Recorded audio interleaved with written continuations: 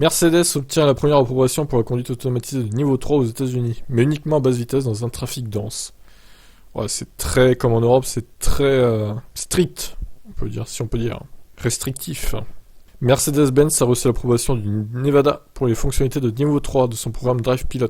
Ça signifie que la voiture pourrait gérer toute la conduite seule, bien qu'un conducteur doit être sur place pour prendre le contrôle à tout moment. Cependant, l'approbation n'autorise que des vitesses allant jusqu'à 40 miles par heure. Ça fait autour de 60 km/h, ce qui est pas vite en fait, enfin c'est nul, qui est 60, c'est à peine plus qu'en ville quoi.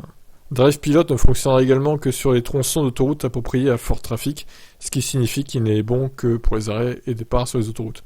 Drive Pilot utilise des caméras radar, microphones et capteurs LiDAR pour interagir avec l'environnement. Le Nevada a accepté que Drive Pilot réponde à son exigence de conditions de risque minimales pour que les véhicules autonomes s'arrêtent si le système présente une défaillance. Avec le niveau 3, les conducteurs peuvent être plus détendus qu'avec le niveau 2.